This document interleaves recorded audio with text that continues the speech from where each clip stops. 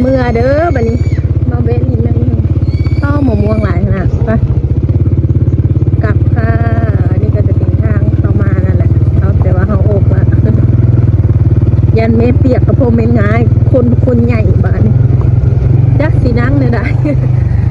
บ้าสวยงามมากค่ะยามมาไม่เอาก็ไม่ได้เว้าอย่างไรครับปีใหม่นี่ยามมานาบุญอันนี้คนเต็มห้างเลยได้เพื่อได้ดิคนเต็มหาดเลยแหละงามเป็นเอาบ้านพระเจ้าหนอวิวสวยมาก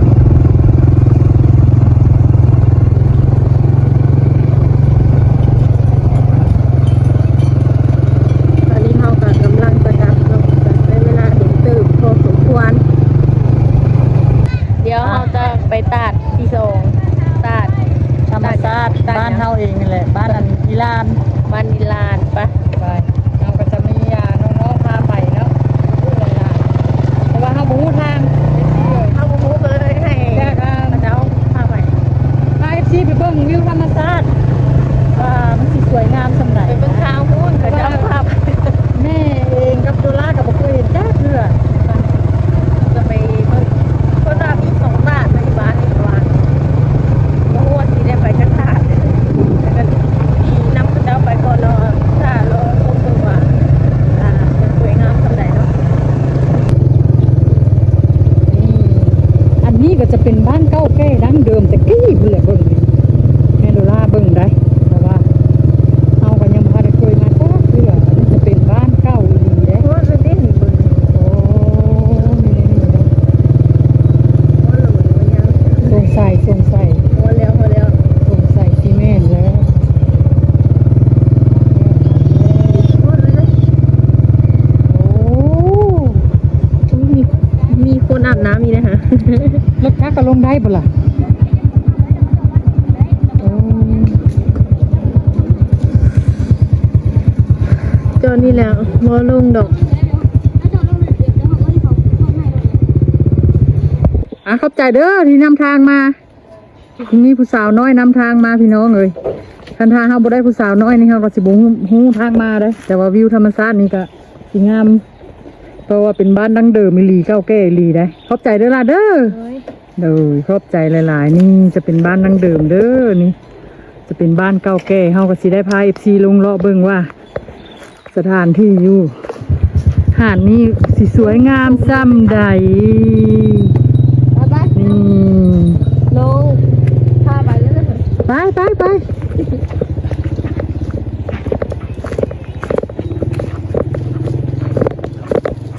โอ้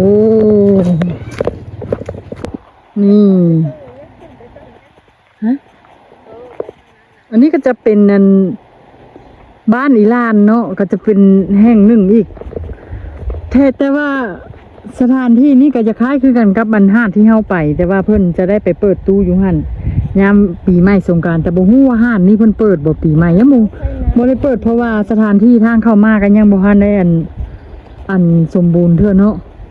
เพราะว่ารถเข้ารถออกกันยังยากๆอยู่มันเป็นทางเส้นน้อยพระเจ้าใส่น้ำอยู่นี่หาปลาก็ได้บ่อายนี่หันมีปลาอยู่บ่มีเนาะโอ้จะใส่น้ำอยู่นี่ขึ้นไปใส่อยู่เทิงเนาะ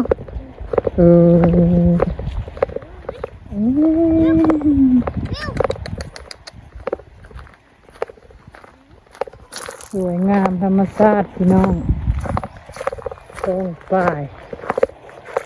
โอ้งามหลายน่าจะยังบ่มีไผฮู้เนาะ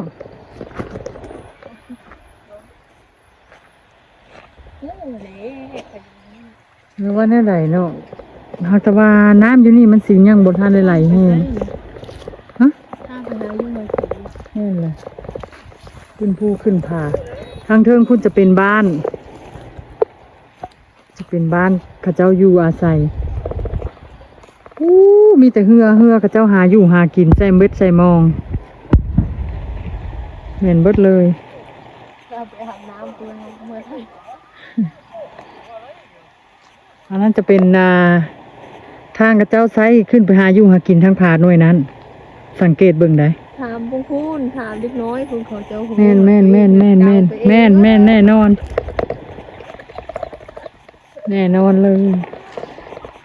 เพื่อกับเจ้าไซหาอยู่หากิน เวลาค้ำมากับเจ้าสิลงมาอาบน้ำอยู่นี่บ่เออ ที่ใดไม่ได้ค่ะ นั่นเลย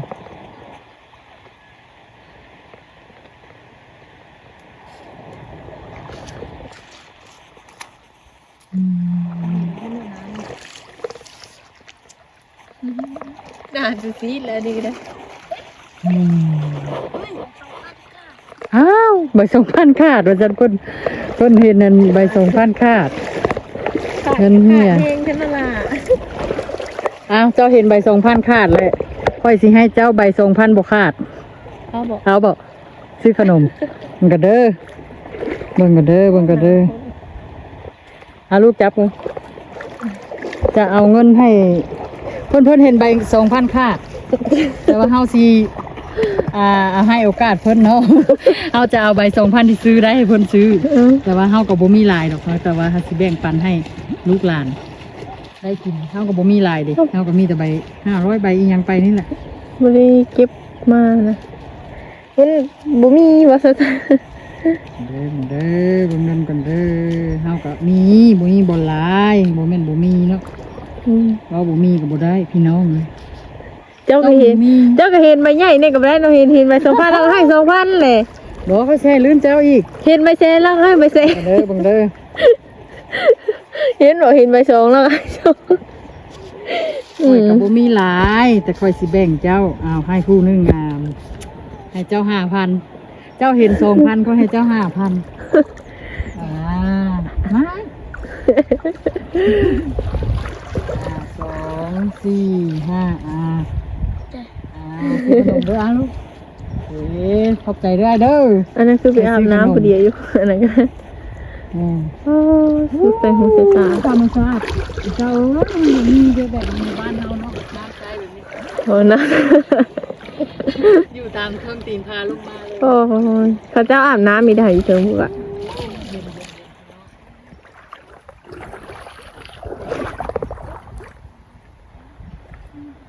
นี่อันนี้แหละก็ธรรมชาติวิถีชีวิต คนลาวแล้วก็ธรรมชาติอีหลีแล้วก็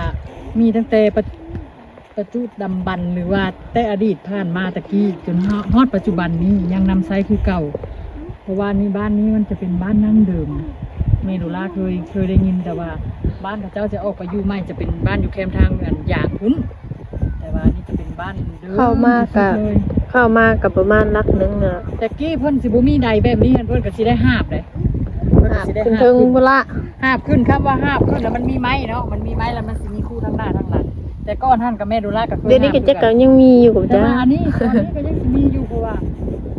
ผู้ที่เพิ่นบ่มีใดเพิ่นก็สิได้หาบกินหาบไซคือกันถ้าว่าเพิ่นบ่หาบเพิ่นก็สิบ่ได้ไซ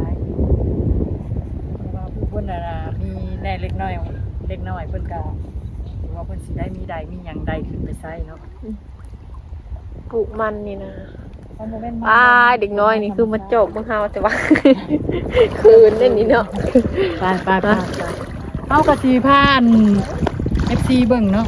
ธรรมชาติซำนี้แหละเดี๋ยวเราเฮากระสีพากลับเราไม่เท่าคนมาอาบน้ำ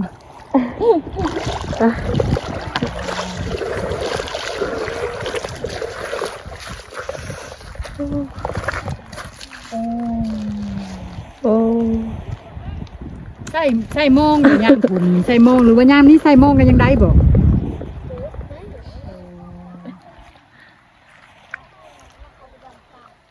กลางคืนจะไปดำปลาดำเมา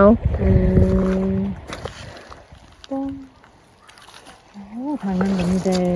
ภูผาป่าเดินธรรมชาติล้วนๆเลยแต่ว่าอยู่แบบนี้ก็ดีคือกันได้พี่น้องพักไปอีกแบบนึง มึงนึงน้อยยืนมึง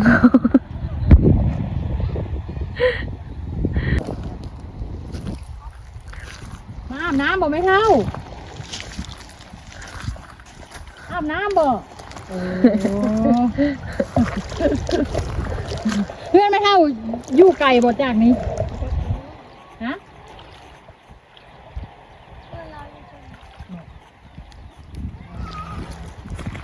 นี่เนาะอันนี้ก็จะเป็นข้อหมูพระเจ้าเลี้ยงทางเทิงนี้จะน่าจะเป็นเล้าเข้านี่หมูล้านเขาเองแม่นเลย มาถ่ายเบิ่งวิวธรรมชาติอยู่น้ำหาดที่แถวนี้ก็บ่มีห้างขนมเนาะใกล้ๆนี่กันเนาะไปซื้อขนมให้ดึงเนาะ บ่มีอยู่แต่นอกพุ่นเลย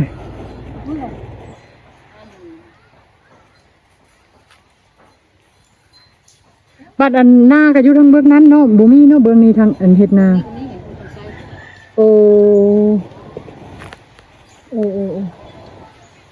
บัดเวลาน้ำขึ้นนี่ขึ้นหลายบ่น้ำอยู่นี่ลายเลยรอดเลย โอ้ ปีได้ใบโทมไหม โอ้จนขึ้นมาฮอดพี่เนาะคันว่ามันนั่นโอ้ท่วมทั้งมวลบ่มาขึ้นมาฮอดพี่บ่ โทมเลย โอ้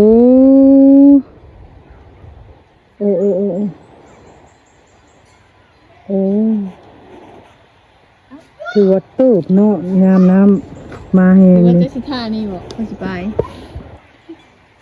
มึงหน้าพากระซีตัวนี้นะลงน้ เดี๋ยวเฮาสิออกไปเบิ่งเงินห้านขนมว่าสิมีไปอ่ะ ำครับสะไปน้ำเดียว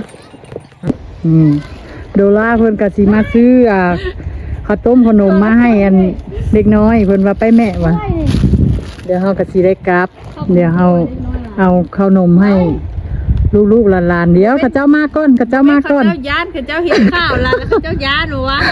เป็นธรรมดาเนาะแต่บ่ย้านก็ได้เพราะว่าเฮากับคนลาวคือกัน ก็เป็นธรรมชาติเลยมันก็ดีนะ ก็ดีแม่นก็ดีได้ บางทีมีคนแปลกหน้าเข้ามากันย่านกันถึงวันนี้แล้วเข้ามาละย่านแน่เนาะสมัยนี้น่ะ เพราะว่าก็เป็นธรรมชาติบ่แม่นว่าหยังได้เพิ่นก็ย้านก็ธรรมดาของเพิ่น น้องโดรายังย่านนะขนาดน้องโดราไปถ่าย มาเข้ามายืนอยู่พี่ใครอยากกินขนมมันมาเด้อเข้ามาเดี๋ยวเฮาสิเอาขนมให้แล้วเฮาก็สิได้กลับได้บ่เท่านี้แหละไปลงไปเอาขนม เข้ามา หลายพี่น้องโกงมาฝาก แม่ลูกให้เพื่อนผู้ละสองทงไผ่มาก้อนก็ได้ก้อนนะเพราะว่าถ้ากับบ่ได้เนาะให้ไผ่ก้อนนะให้ผู้สองทงลูกเดี๋ยวสิบ่ค่อยเดียวซับสีดูซับสีเพราะว่าสิกับแล้วมา มันไผ่จะได้ขนมมาเอาเด้อโดล่าเด้อไผ่อยากยังบ่มียังให้หลาย ไผ่จะได้ขนมไปเอาเด้อโดล่าเด้อเข้ามาไผ่ใจกล้าผู้นั้นได้กินเด้อกล้านะเข้ามาเพื่อนอยู่เฮีย เข้ามาเด้อไรเลย นี่เนาะก็ไปบ้านล่ะครับ เข้ามาเด้อมาขนมเด้อพายากกินขนมเข้ามาเดี๋ยวเสียขนมให้แล้วก็สิเมื่อบ่ยานลูกหิมะค่อยบ่แม่นโจรนะ เข้ามาผู้หมังม่วง FC ผังม่วงลายมักปางกระจนดกมักปางเข้ามาลูกเข้ามาบอกหมู่มาใครอยากกินขนมแล้วเข้ามาเอาเนื้อโรดาเด้อมาเป็นมันแบบว่าโหลเทนกเอาเสียถุงไม้ให้ซักจะน่าสิบ้าอันนั้นซะไปบอกอันนั้นไปบอกน้องไปเอาอันนั้นบอกน้องมาเอาขนมไปมีบ่น้องอันไปเอาแล้วน้องบอกมีหมูมีนะฮะบอกกับเจ้ามาเอาขนมมากินไว้มาเอาแม่น้ำเดือเสื้อน้องขึ้นมาถึงนี่เนาะแม่นบ้านน้ำท่วมกันเนาะเข้ากับมาโดนตึกแล้วเนาะไปทางนั้นนี่บอกเด็กน้อยทางนั้นนี่เนาะมาเด้อโดยบ่เป็นยัง บนเราไปสามมื้อน้องเราจะเอามื้อกินนะเอามื้อกินไปนะบ่มีพามา เด้มาแม่ บ่มีพามามื้ออ๋อเด็กน้อยก็ท่านนี่ เด้เขาเจ้ากำลังจะมา บัดเขาเจ้ารู้มาแล้วบ่พอซื้ออีกเลย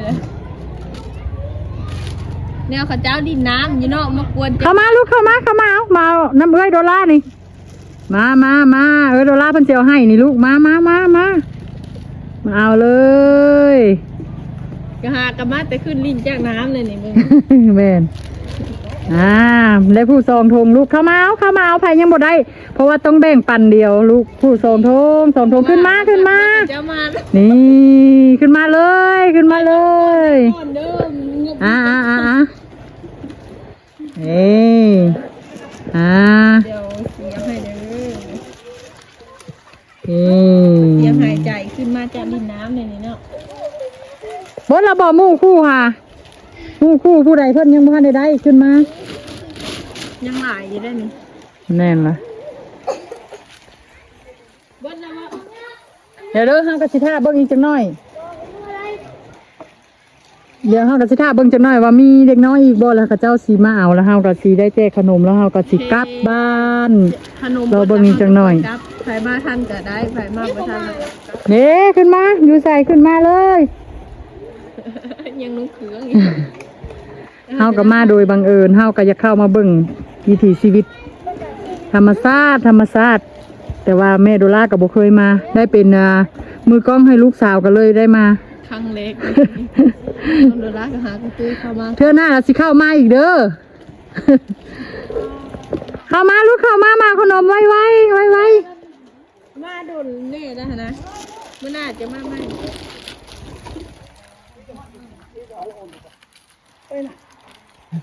โอ้ยย่างชิโดดิไม่เท่านี้วะ มาเอาลูกมาเอาแม่ลูกโดย จะเป็นอะไรจะมีก่อน เดี๋ยวลูกเอาเลยโดนลาปอปากเจ้าไปกินอย่างมาพร้าวถามก่อน ปากจะกินน้ำนมบ่มากินน้ำนมมาเอาเลยเอาเป็นไผ่พันได้เข้ามาลูกเข้ามา เดี๋ยวสิกลับเลยนะกดใจเด้อว่ะ มาเอาคนผู้นั้นได้ละบ่ได้ละคนกระจื้อเนาะเอาเลย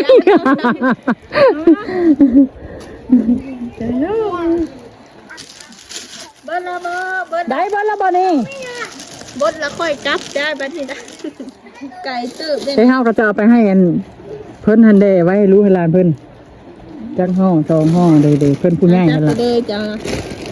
เดี๋ยวเขาก็จะกลับแล้วเพราะว่าไก่ตื้อได้มา เดี๋ยว น้องดูแล ยันออกไปก็ยันมี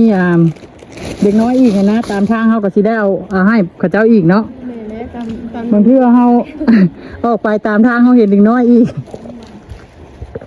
มีโอกาสมื้อหน้าจังสิเข้ามารอลิ้นอีกว่าสิไปฮอดบ้านนั่นอีหลานแต่ว่าบ่ฮอดแล้วมื้อนี้มันค่ำก่อนแล้ว นี่แหละใบร้านเลย น่าทานแม่นล่ะผู้สมถูกเอาไว้ให้ลูกให้หลานกิน ขอบใจ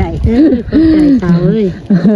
มื้อหน้าโอ้มักฟางหลายเนาะอยู่พี่เนาะโอ้ เด็กเบิดเอ้ย บ่ละเนาะเด็กน้อยคุ้มนี้เนาะหมดแล้วถ้าผู้ใหญ่ก็เอาลูกแปลเลย ยังผู้ใหญ่ก็แปลเลยเดี๋ยวยังผู้ใหญ่ผู้นี้เลยล่ะ หมูแม่ว่าติดเด็กน้อยเลยเนาะผู้ใหญ่ก็กินได้คือกันได้เนาะ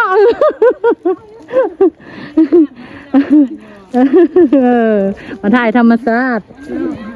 แม่นมาแต่บ้านให้ผาเวียงเลยมันเลาะให้ผู้ใหญ่ในผู้ใหญ่ในเดี๋ยวให้ผู้ใหญ่เพื่อนอุ้มลูกเดี๋ยวแม่ ถูกน้อยนอน นี่มาเอาขนมแม่ได้บ้านละบอกฮะมาเอาขนมไว้ ไม่สิเมื่อนะ เอาไว้ถ้าอยากกินขนมแล้วมาร ถแซ่เอ้ยพาเดี๋ยวมาเอาขนมไว้ลูกไว้คอมเมนต์ว่ามาพาเดี๋ยวมาเอาขนมกันไว้ลูกไว้ โอ้อายเลยให้ได้จะได้กินย่านแม่นแล้วก็จะมันเขาเจ้ามีข้าวได้กับบุตรีกับเจ้าได้มีข้าว ไปซ้ ค่อยมีรถตู้มาจับสิเจ้าดอก ำคอยบ่มีมองใส่ ว่าสิเจ้าเมื่อบ่ได้ดอก โอ้ ขนมนี่ เพิ่นก็เลยบ่มาเนาะเพิ่นก็ย้านเฮา ว่าถ้าค่อยไปโจรค่อยไปกล้าเข้ามาบ้านจะดอก เด้ล่ะมื้อนี้แม่จะไปยายให้แอนแม่เฒ่าอยู่แต่ในพุ่นไปทายเอาดู ให้คนไปบ่ ไปนั่นเดียวเลยยายให้แอนผู้เฒ่าอยู่หั่นแล้วก็เฮาก็สิได้มื้อ จับได้นี่ ไป น้องโนราก็มาไก่ตื่นแล้วก็เฮาก็มาตะเวนนี่ค่ะเดี๋ยวนี้ก็สิเข้าถามเลย เดี๋ยวเฮาก็สิได้กลับไปเฮาก็สิเอามาให้ผู้เฒ่าก่อน อ้าวก็บ่ได้มีหยังให้หลายเนาะน้ำใจเล็กๆน้อยๆเพราะว่าเงินยูทูบเฮาก็ยังไม่ได้เอา มาลูกมาขนมไหม เดี๋ยวบ่มาค่อยก็สิไปหา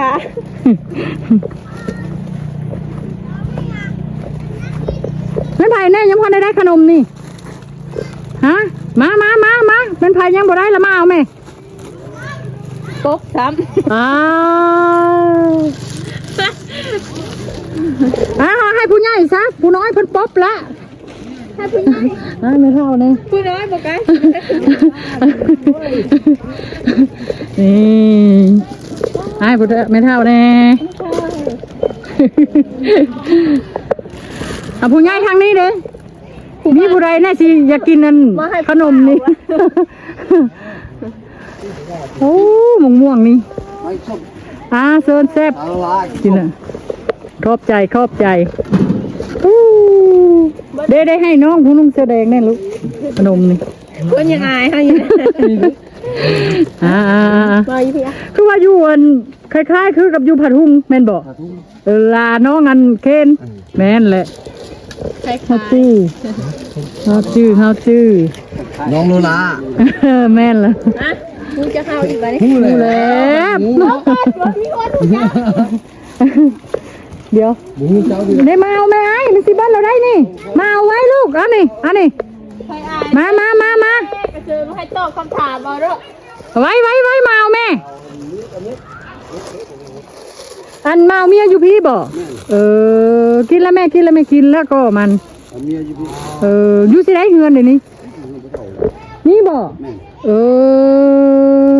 อันนี้จะเป็นคนอยู่บ้านใกล้ๆเคียงกับบ้านเฮาเนาะแม่โดราฮู้จักเพิ่นมาเอาเมียอยู่พี่อันนี้จะเป็นเงินของเพิ่น เด็กน้อยปุ๊บเอาแถวว่า แล้วจะได้กินฉันป๊บล่ะ เพิ่นว่าทุกคนเจ๊ง เด้จะเราไว้ให้พ่อเฒ่านี่ให้กับเจ้า คำถามว่าเขาเจ้า ข้ากับเจ้าเจ้าย่านเฮา เจ้ายานล่ะเอาเลยเอามันเลยเอามันเลยเดี๋ยวละเฮาก็สิได้กลับละเพราะว่ากับเจ้ายานเฮาเพราะว่าก็เป็นธรรมดาเพราะว่ามันมีข้าวเลยเนาะเจ้าก็ยานก็ธรรมดามันแม่นความได้ตรงนี้บุตรีคันว่าอันนั้นล่ะก็ข้าเจ้ามาเอาแล้วให้พ่อเฒ่าให้เด้อมาจากโลนี่ มื้อหน้าจะสิเข้ามาอีกเด้อมาเข้ามามื้อหน้าเราบ่ต้องยานเด้อเฮากลับก่อนเด้อเขาบ่เข้าใจดูเขาบ่เข้าใจพ่อเฒ่าไม่เฒ่าเด้ออยู่ดีมีแห้งเด้อแข็งแห้งมามื้อหน้าให้เจอกันอีกเด้อเข้ามามื้อหน้าสิมาแวะอีกโดยเขาบ่เข้าใจหลายๆกลับก่อนจู่เจ้าย่านค่อยแล้วค่อยก็สิได้กลับก่อนเด้อนั่นถ่ายยังบ่ได้แล้วไปเอาน้ำพ่อเฒ่าเด้อขนมเด้อบ้านนี้เฮาก็สิได้กลับ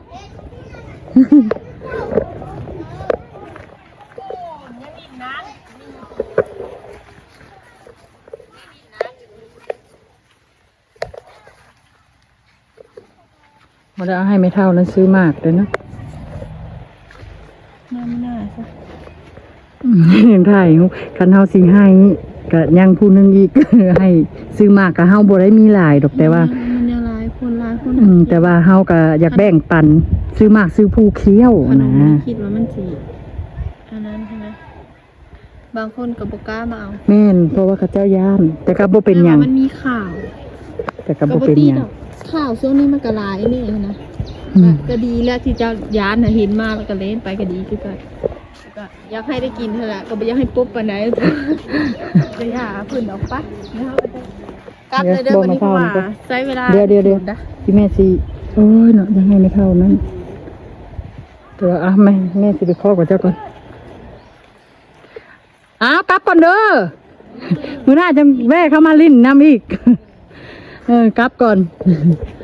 ไปเขาก็ได้กลับเดินทางกลับบ้านแล้วโดล่าเพราะว่าอู้นก เมื่อกันอยู่นกผู้นกหลายหลาย ไปเขาก็สิได้เดินทางกลับบ้านแล้ เออ ว เบอร์สิฮอตกับเป็นชั่วโมง เป็นอะไรครั้งแรกที่ยายขนมให้เด็กน้อยอยู่บ้านอื่น ก็รู้สึกดีใจหลายเนาะเด็กน้อยเขาเจ้าก็ดีใจแบบเฮาคิดใส่เฮาตัวยังน้อยเฮาก็ยังอยากได้หั้นนะแบบมีคนมาแจกเฮาก็อยากได้คือเขาเจ้าอยากได้อยากกินคือหมู่อะไรแต่ว่าบางคนก็ยังคืนๆอายอยู่ก็ตามปกติของเด็กน้อยล่ะเพราะว่ามันก็มีข่าวหลายเนาะแบบโจรจับเด็กน้อยเขาเจ้าก็อยากย้านนะดีแล้วที่เขาเจ้าย้านก็แต่ก็อยากให้ได้มากินนั่นแหละแต่ก็บ่เป็นหยัง ป้าให้พ่อเฒ่ายายโตป้าเดี๋ยวบัดนี้เฮาก็จะกลับ เดี๋ยว นะ เขาก็สิได้กลับ น้องโดรากระดาซีหนาวโลกมาตั้งแต่ เฮาก็ เด้ โมแม่นว่ามีหลาย แต่เฮาก็พอมีแบ่งปันหมู่ได้จักเล็กจักน้อยเด็กน้อยที่ว่าเขาเจ้าอยากกินขนมมานะไป มีน้ำใจเล็กๆน้อยๆนั่นแหละก็บ่ได้มีลวงลายแต่ก็อยากให้เด็กน้อยได้กินนั่นแหละ อันหนึงก็ได้กินว่าจันจ้ะ